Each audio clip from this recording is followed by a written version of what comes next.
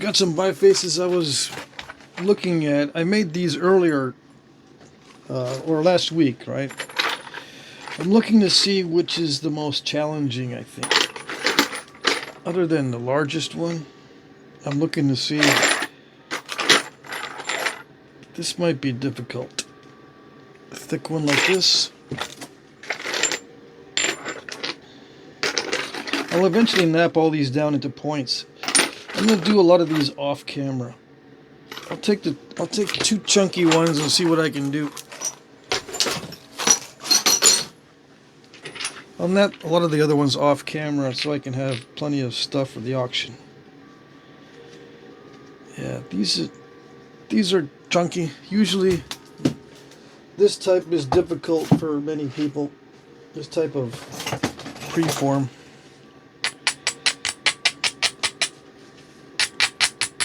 It's not a preform actually. It's still in the bifacing stage. Yeah. A preform is something that is already heading in the direction of the point style, or the ending, or the goal. It's already pointing in the direction of the goal of what the napper wants to make, instead of just being a general shape like this.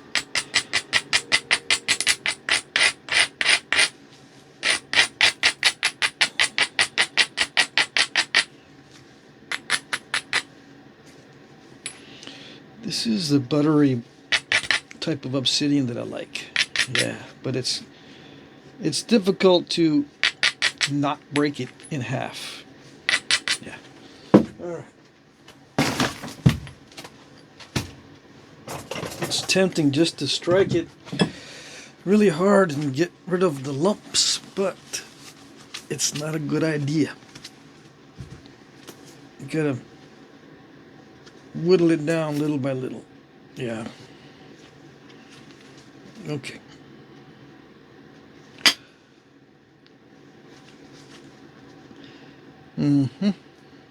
Already messing it up.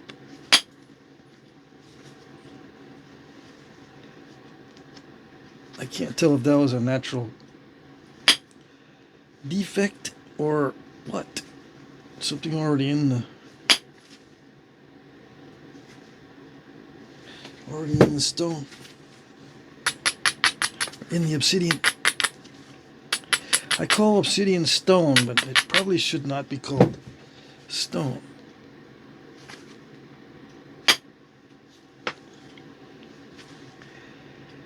Yeah.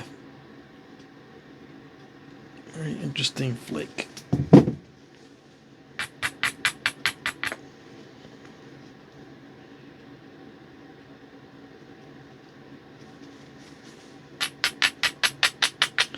I am cold.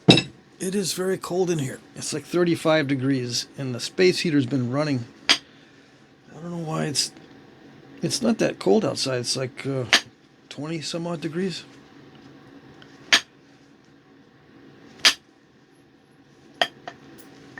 Anyways,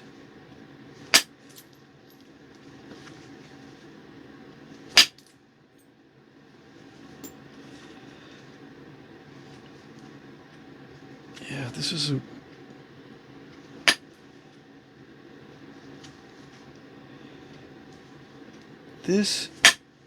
a tougher piece of buttery obsidian than the usual.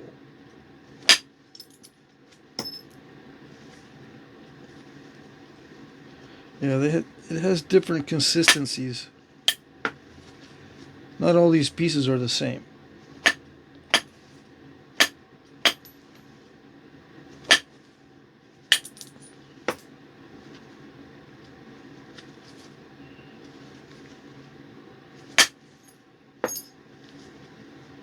It's tempting just to thin out the middle, but I got to do the ends first.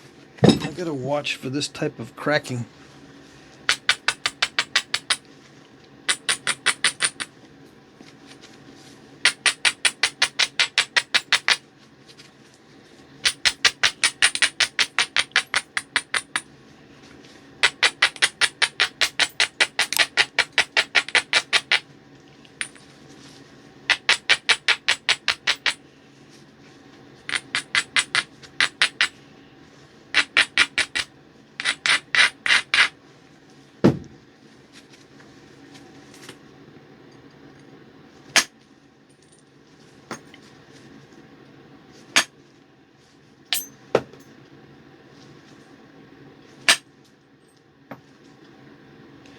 Let's see how quickly I can get the hang of this. Let's see.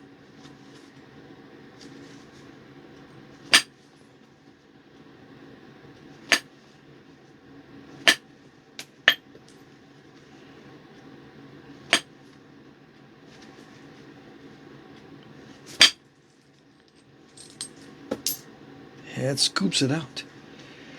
Alrighty. I can see it's going to take a little bit of an adjustment.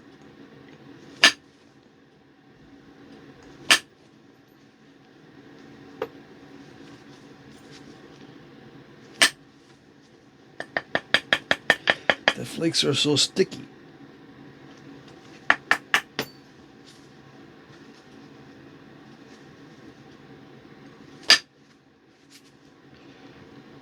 Someone once asked me, well, I get this question occasionally, does the cold affect the material? The fact that it's been sitting out here in the freezing cold for days and days, does that affect it? I don't think so, but, you know, I could be wrong about that.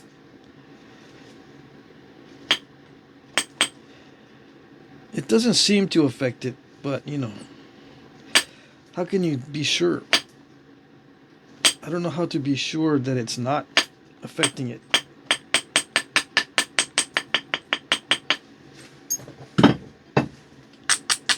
Since everything is so subtle, yeah. How can I be sure that the cold is not affecting it?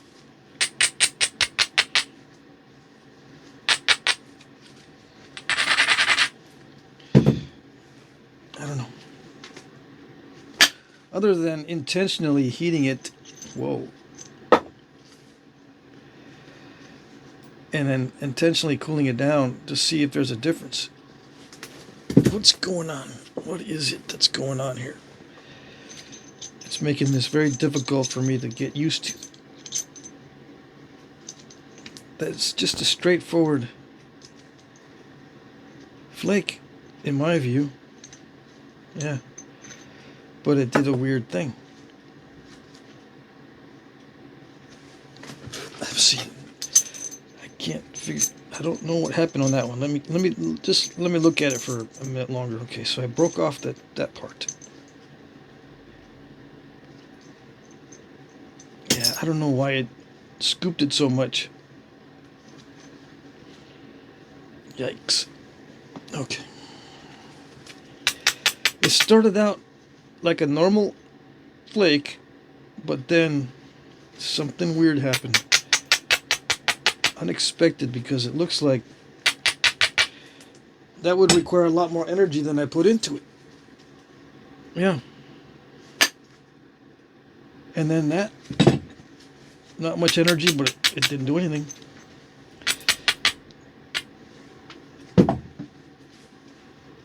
It would seem that I just need to expend a little bit of energy to get a good flake, but when I expend a little bit of energy, I don't get much at all. So it must have been a fluke. I don't know.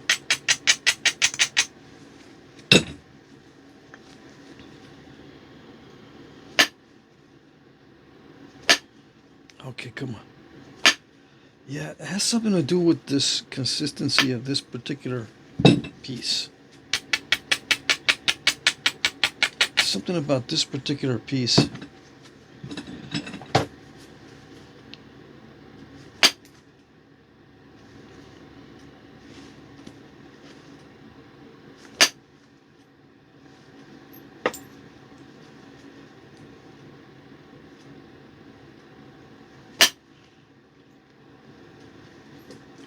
So yeah, it's a good study piece.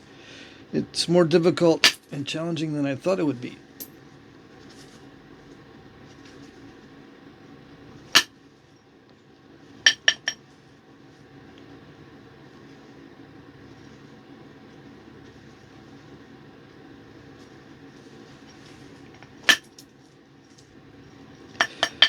Yeah, it really, it could be the cold weather. It is really weird the way it's flaking.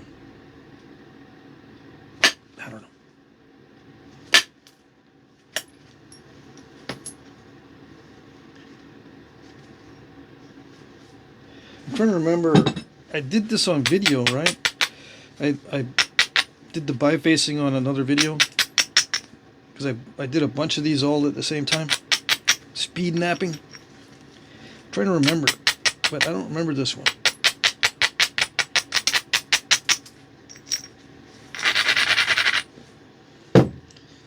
Yeah, if I could remember this one, and I could maybe tell if it was napping differently earlier. Or if it was chunky because I was having trouble with it. It seems to be able to blast away the lumps, but once in a while it'll act up.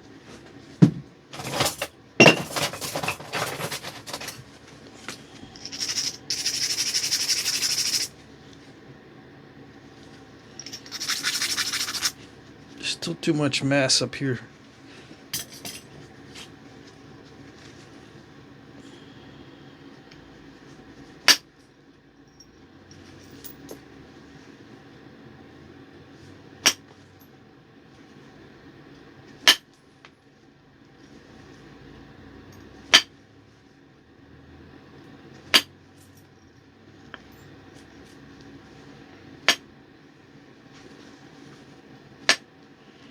Yeah, I've got another live stream coming up tomorrow night, so get your questions ready.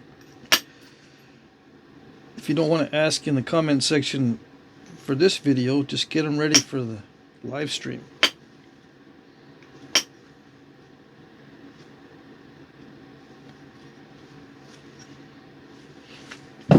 Yeah, last night, after I uploaded a video, I lost internet service. Yeah, that was not good. I don't know if it was them or me on my end.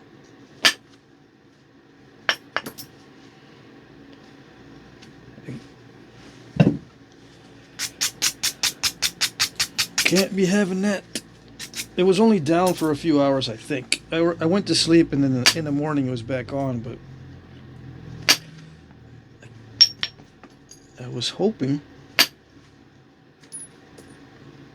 to upload a video, let's see, last night instead of this morning. I had to upload it early in the morning.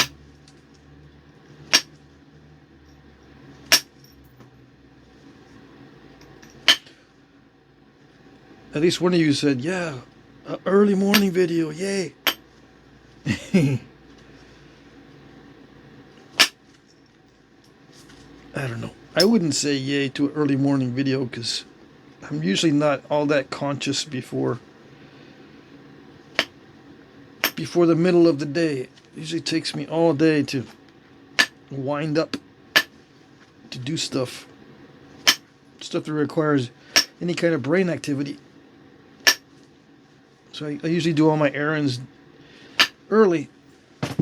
Anything that requires thinking, I do it late. Yeah.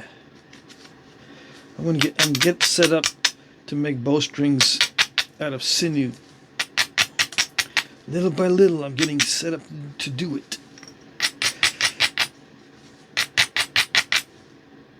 What's the big deal? It just makes a big mess when you have to sort through the sinew fibers and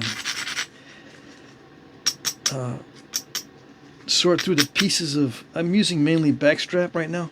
I've got to sort what's old and what's new and what has degraded somewhat.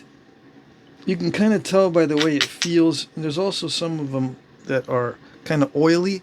I got to separate those out. That sort of thing. You can't. I don't like using anything but dry, non-oily, new backstrap for the bowstrings. It has to be the highest grade of sinew I can get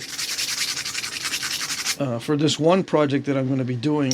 It can't be low grade sinew. It's got to be the highest grade because the guy that needs it doesn't know how to take care of the strings, right? He's just a newbie at the whole thing.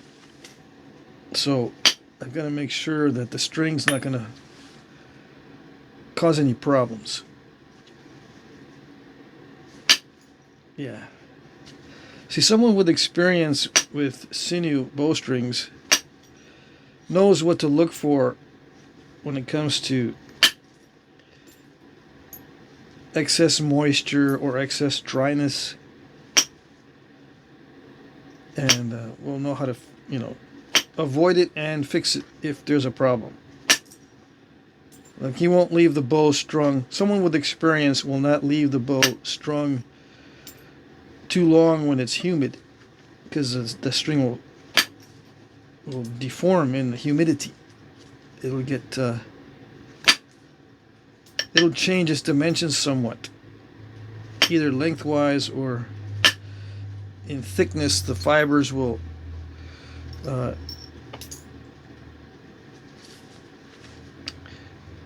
fibers will either unravel or become separated this way. They'll slide against each other, that sort of thing. Instead of being tight this way, they'll slide a little bit. They don't stretch the sinew out. It'll slide the fibers. It depends on how dry the fibers are.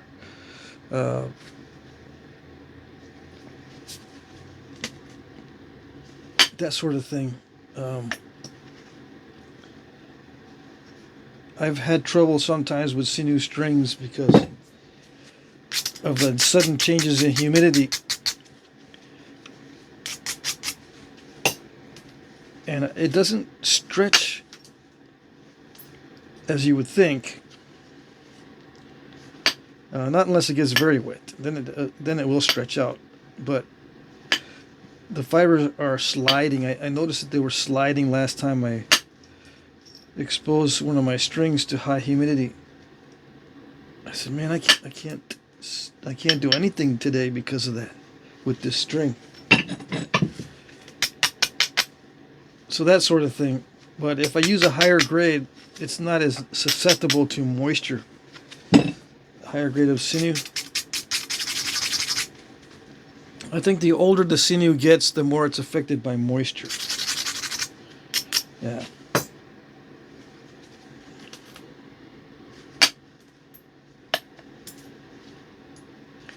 Anyways, I've been thinking about that one project for months because I have to figure out how to make the string I have to make the string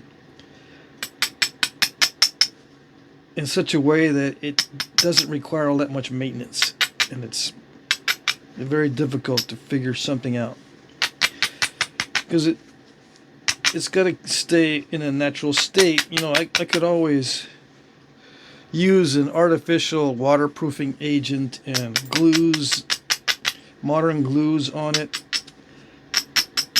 and that sort of thing.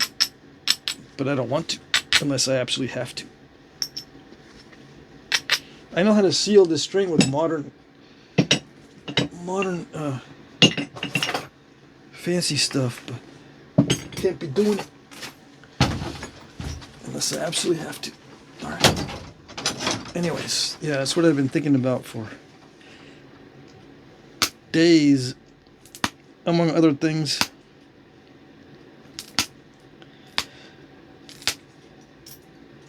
And I'm rusty at making the strings too, so it's taking me forever to get set up.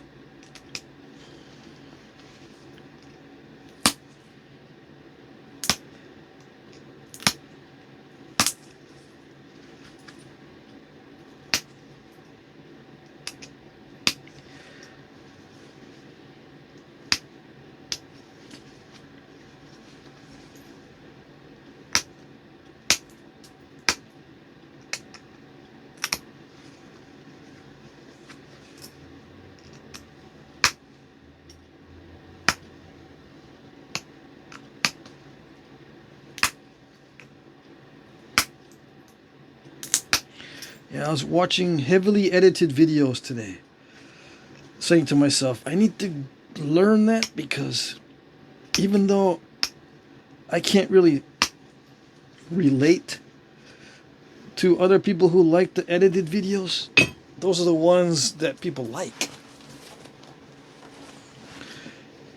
Yeah.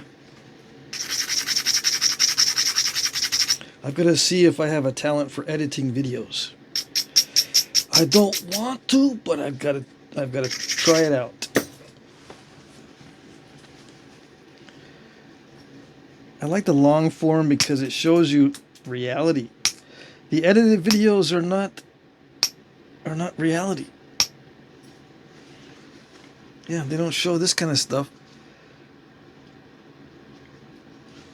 I can edit it so that it only shows a few flakes being removed and everything's hunky-dory. You know, I just cut and paste little edits here and there. I never show the challenges, just the nice progression. And people like it because it can be presented in a comprehensible way. But as I was watching some Flintknapping videos with editing, heavy editing, it's not Flintknapping. It was driving me nuts because I'm going to have to show it in a way that's not really Flintknapping. It's a different experience. What it is just when you edit out most of it, you're just getting a very surface level idea. It's not even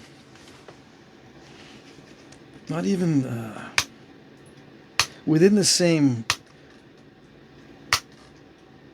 category at all to what's actually going on. It's a different reality, in other words. Yeah. But to digest it, it seems like you've got to put it into a different reality.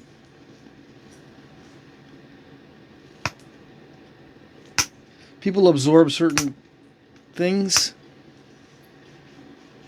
in ways that are they don't reflect what's really going on. So I guess I got to develop a talent for knowing how people absorb the video in a way that they like it, so that they'll watch it, so that the general population will watch it, instead of just those who have deep knowledge of the subject. See, the general population is in a different reality when it comes to Flintknapping. They know what it is and all that, but they don't have a clue as to what goes on, really. So they can only digest what's going on when you put it into another format.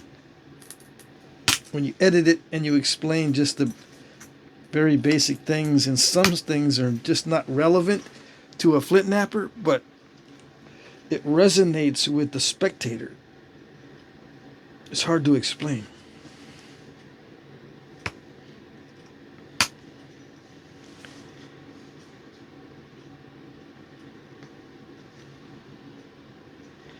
Yeah, a little ash pocket. Yeah. Of course, there's a little ash pocket.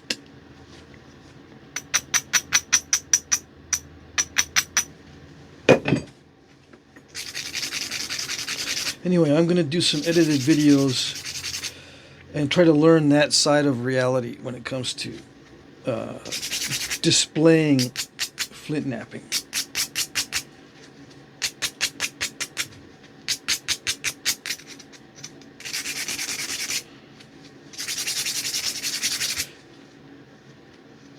Yeah.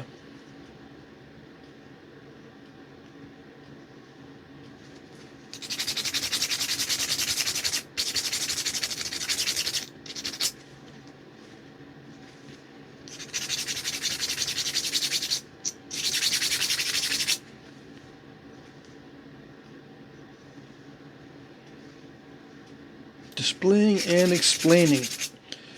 In the edited videos I was watching, there's barely any explanation of what's going on. Just the basic. This is a flake, and you need to remove it with some sort of force. Okay. I remove it with this force or that force. That was a light force or a heavy force. They don't even go into that detail. It's even more basic than that. It was driving me nuts. I can't get that basic or go backwards that far.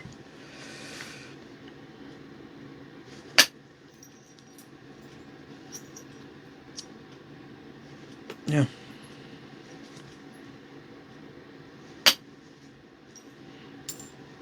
It's got to be even more basic than telling people you place the copper on the edge and carefully remove a flake with the correct amount of force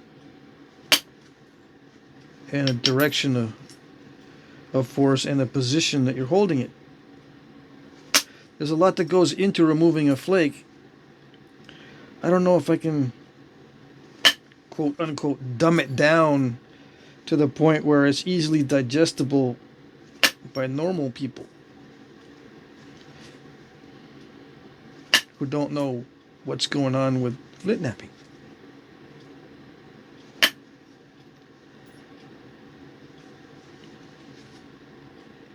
I say normal people because most people don't have any idea what to do.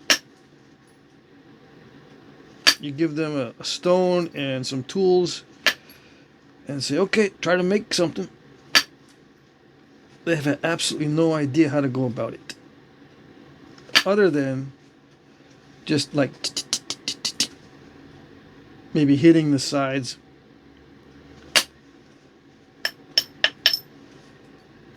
with a billet or something. They understand direct percussion.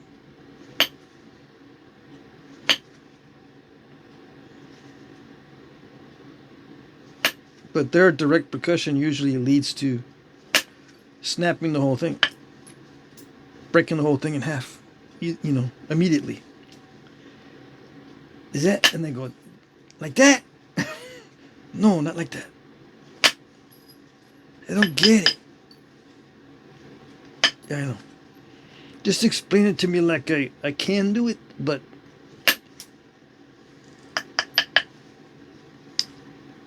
I don't want to do it. Yeah.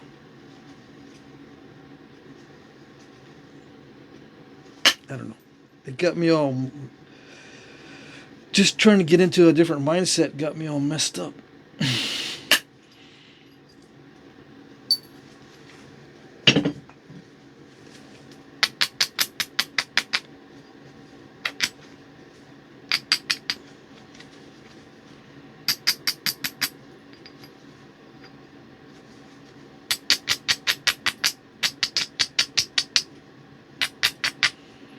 And I don't know if I want to appeal to the general public. That's the thing. That journey is going to be a real hassle.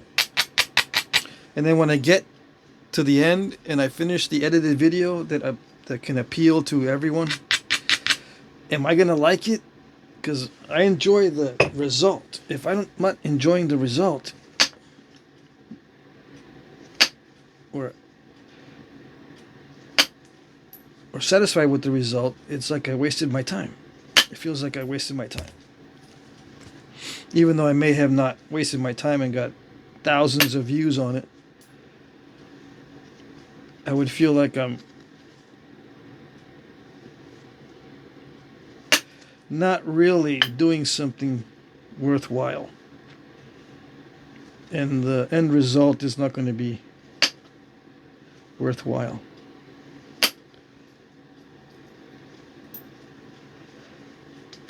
Some might say, well, then start to enjoy the journey. Yeah, then you don't have to worry about the end result. Yeah, it can be dumb at the end, and as long as the journey is fun, yeah, that's it.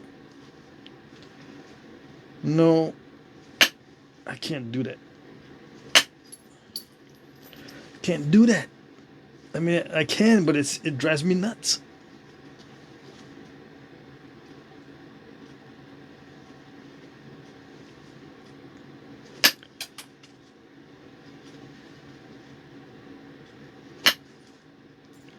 I need to do both types. They explain it to you like you're 5, and then the in-depth videos. Both types. All types. Everything. Yeah. I think I can live with that. Say to myself, I'm doing everything from all angles, learning every angle and every reality. Yeah.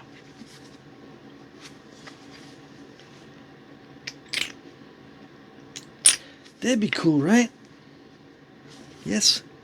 Maybe. I don't know.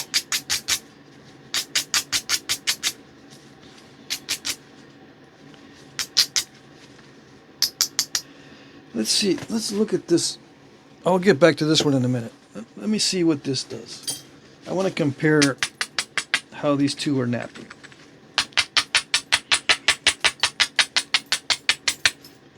I might just call it quits early. I am freezing my butt off. It's 37 degrees. Yeah, 37 degrees. So it's not below freezing, but I feel like it's super cold. I'm wondering if there's a steady draft right now, or a steady breeze. Anyways, you don't want to hear any suffering. You just want me to do it. I know. Okay, hold on. Did it do it? Let me see. I think it did it. What did it do? Haha. See, that's acting normal. So it's not me. It's the stone. It's the obsidian.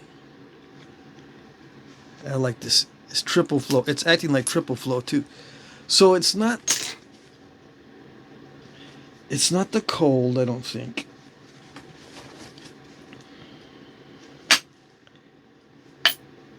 Yeah. It's not the cold. It's not me. It's the obsidian.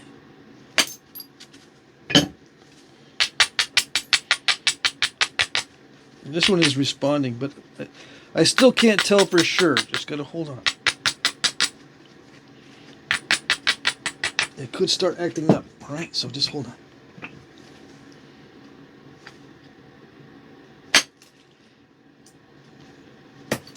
I don't know. It's not acting up. It's doing it.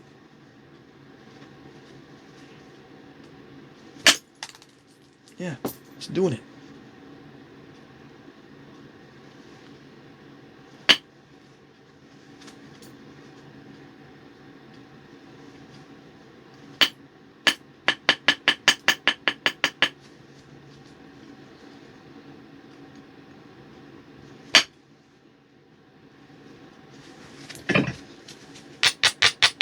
It's doing it, but that doesn't mean I can slack off. I gotta wait and do the abrading properly. Just hold on. Yeah. Yeah, it's doing it.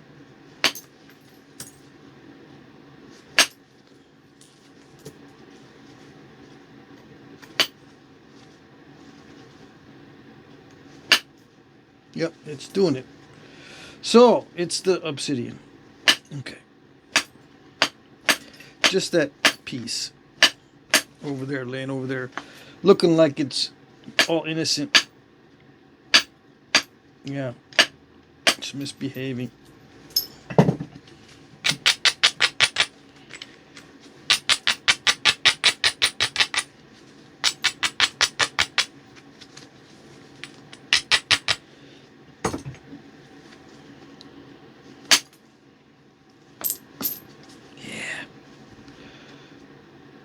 I don't want to nap the other one now. No. Oh, just tell me I didn't crack it. Just tell me I didn't crack it. Please.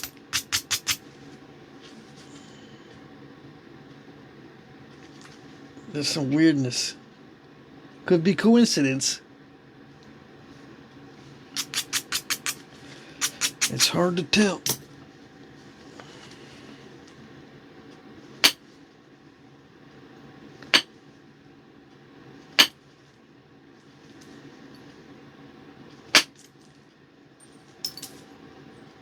I think it's okay. All right. False alarm. There's a lot of false alarms with Obsidian. Oh, yes.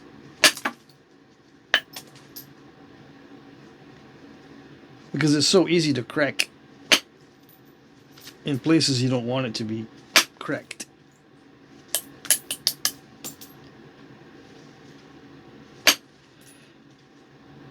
It'll do the opposite of what you want.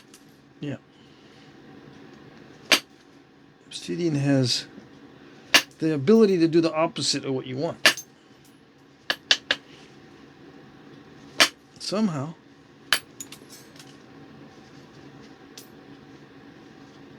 It can defy all attempts to do what you want. But this is behaving. This one's behaving. Okay. It's behaving like triple flow, so I'm not worried about this piece. Let's get back to this one because I'm running out of time. I'm freezing my butt off. Dang it. And I've got my hood on and everything. But my feet are slowly descending into the cold, like I've got my feet sitting in a freezer box. All right. You got bad circulation, man. You need to exercise. Yes, I know. I do need to exercise. I didn't do much exercise this past 6 months. No.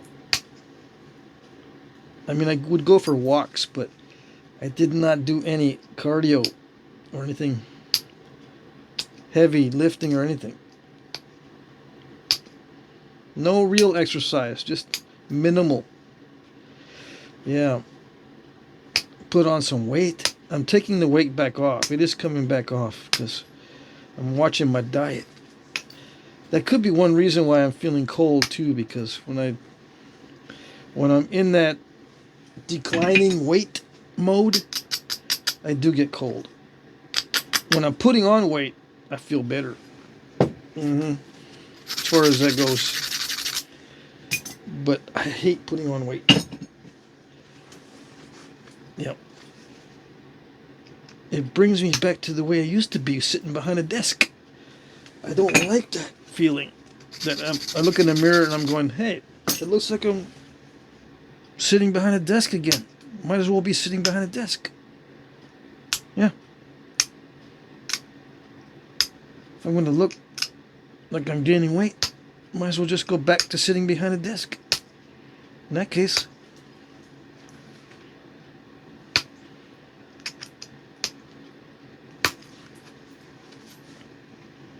Yeah. So yeah, I'm just gonna deal with it. Get back into exercise. And I know it'll probably be springtime before I see any significant results, and it won't matter too much, but it'll be good overall. Yes.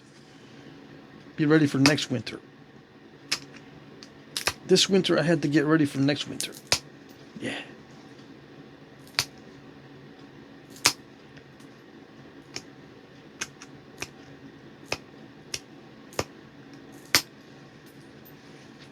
And I think my sister bought me some heated I was gonna say heated socks, electric socks. They got you can hook them up to a battery and they warm up your feet. Yeah. Are those called electric socks, like an electric blanket, or they're called heated socks or something like that? She got me those, and I haven't tried them out. I'm a little afraid because I've had bad experiences with battery-operated hand warmers.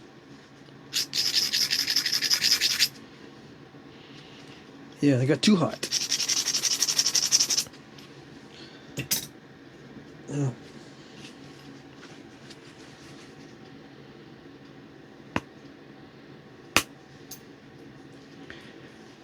Only one bad experience. Did I say experiences? Plural?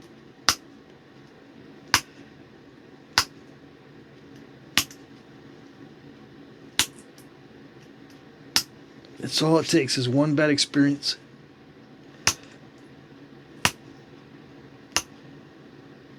I don't know if the hand warmer was defective or it was not cold enough to justify using it. I don't know. I felt cold. Maybe it wasn't cold enough to justify using the hand warmer. I don't know. So I went with those chemical packets to warm up my hands. They're very mild. This was a long time ago. This is 20 years ago or more. When I had to work outdoors all year round. Funny thing is my feet didn't get that cold back then. Not like now. My feet get cold with anything nowadays.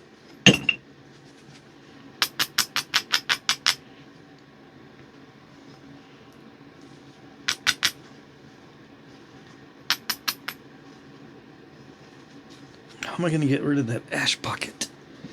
Well, I might not be able to. That's the thing. You never know. It's natural material. You never know what it's going to do. That's the beauty of it, right? No, I don't like it. I don't like it.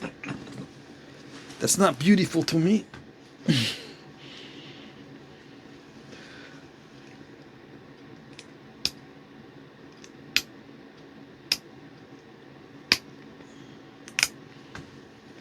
I wonder if it upsets people knowing that I don't like the journey all that much, if any. Sometimes I do when it's nice and enjoyable. That didn't make sense. Yeah, you enjoy the journey when you enjoy it. Yeah. No, when it's easy and when it's predictable, relatively speaking. It can be enjoyable if there's no problems. Yeah. Did I? Yeah, I trimmed the tip off a little bit. Dang it.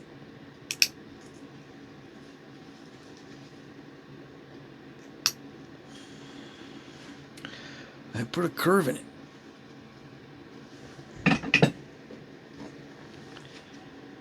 My coordination's off. The tip of my nose is cold. Yeah, dude, quit complaining. Quit complaining. Just do it. Just get rid of that ash pocket or whatever they call it. That booger right there. And do it.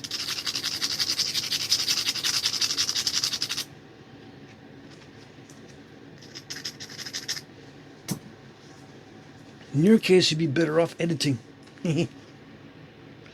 Maybe so. Maybe I'd be better off editing my stuff because I fuss too much. There's too much step fracturing going on and crushing on the edge too. Just edit that stuff out.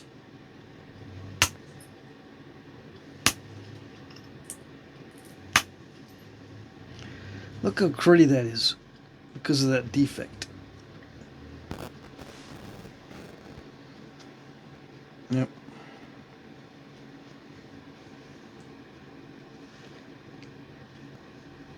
Mm-hmm.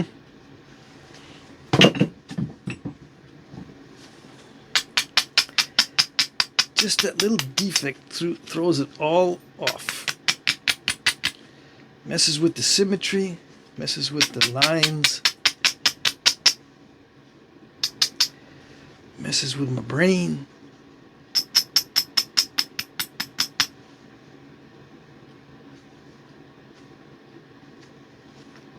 I gotta make it more narrow now.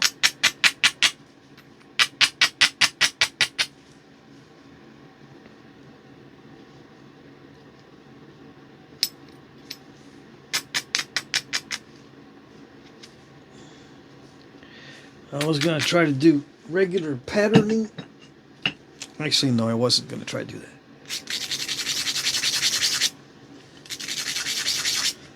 This is already getting worn out. I need to get my free files. Yeah, I've heard that you can get these replaced for free. I need to go see if that's true.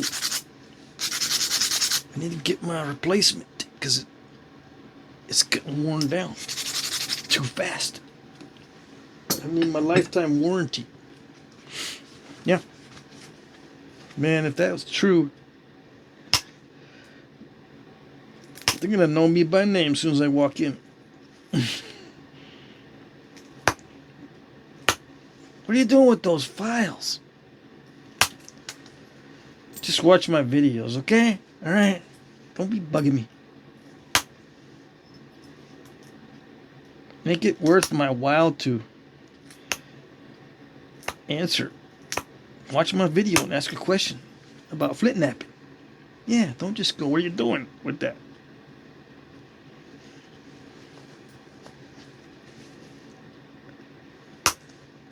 And they don't care.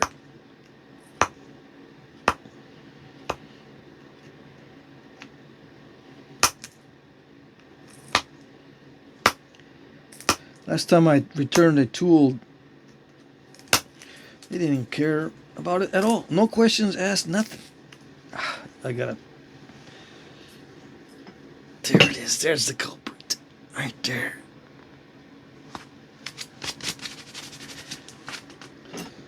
They didn't ask any questions at all. I walked in, said this tool burnt out. It was a reciprocating saw. I only used it for like 10 minutes and it burnt out. Yeah, no questions asked. Nothing. I was expecting to say, yeah, I was just trying to cut a cherry log because we got one of those in the backyard. It's a cherry log. I had to cut it down further. It wasn't that big in diameter. It's only like 8 inches in diameter I was cutting through. Yeah, after only less than 10 minutes, maybe 5 minutes, burnt out the motor.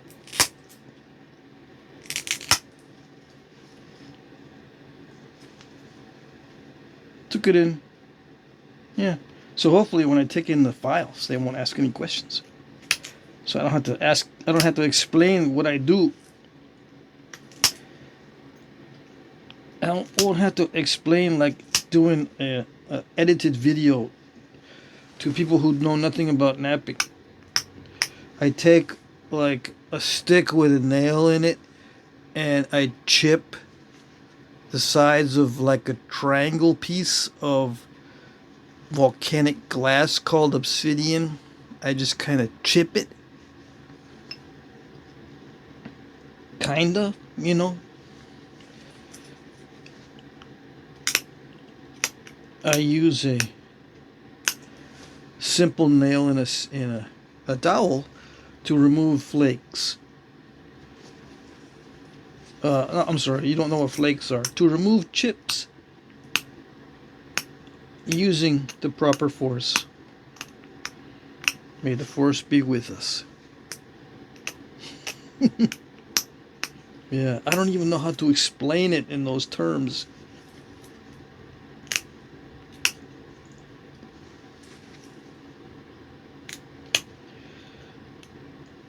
Yeah.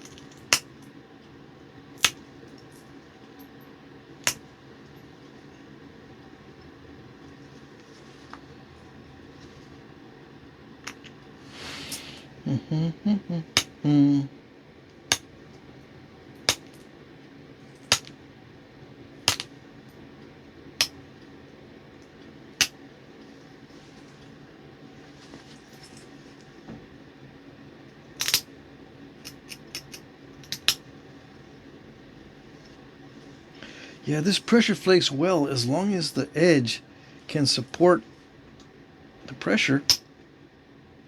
I can drive a flake, but the problem is it doesn't support the pressure. It just crushes in most cases.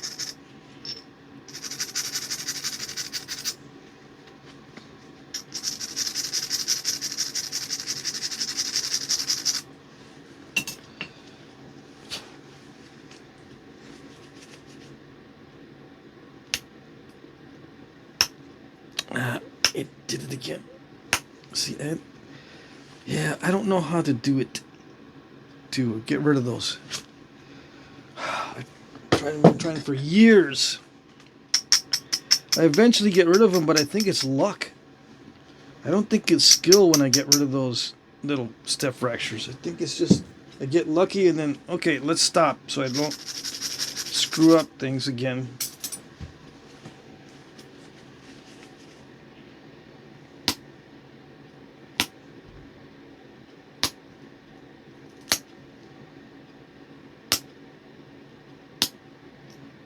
Yeah, that side went okay. I was lucky, I think. See if I can get lucky and remove that ash pocket.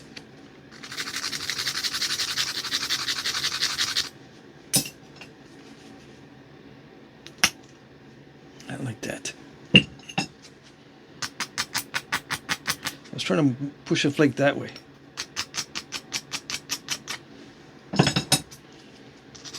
Because I got some meat on that side over here to push that way.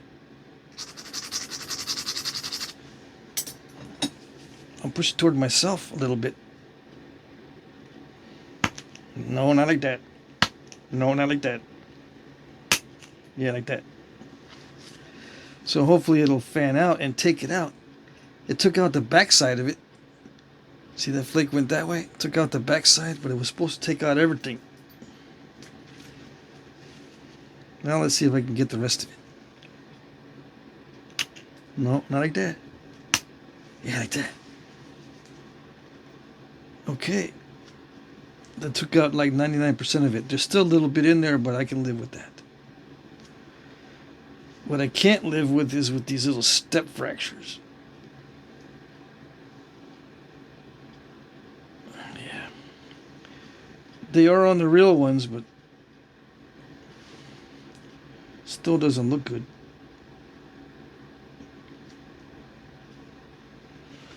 Almost an hour. I don't know. It doesn't seem like an hour. It seems like I only been napping 15 minutes. That's the problem.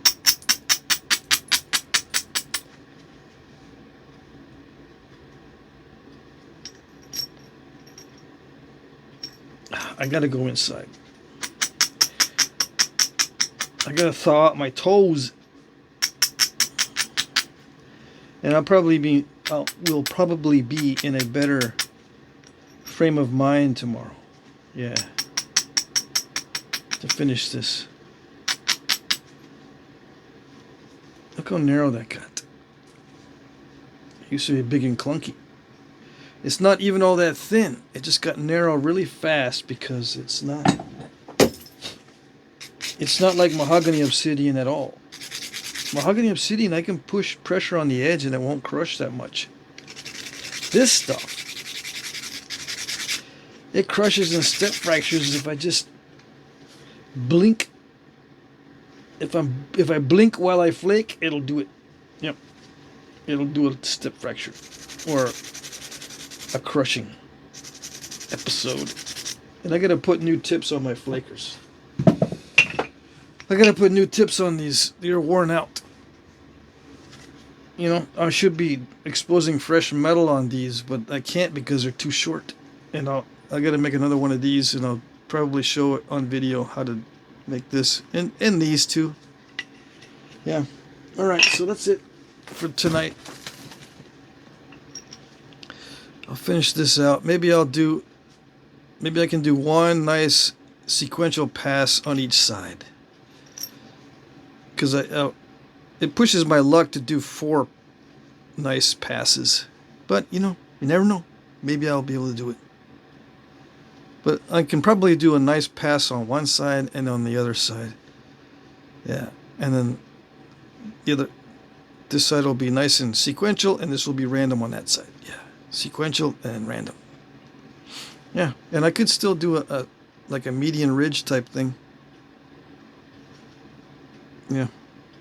Even with only one side with nice parallel flaking, I can shoot all of them to the middle and have like a median ridge going. I might try that. I gotta start doing it eventually for those Cody points. And I like these gloves. Yeah. All right. That's gonna be nice. Yeah, there you go. That's it. Let's take a picture. It doesn't do with the glove on. Sorry, false alarm. Yeah. Okay. There it goes. That's it.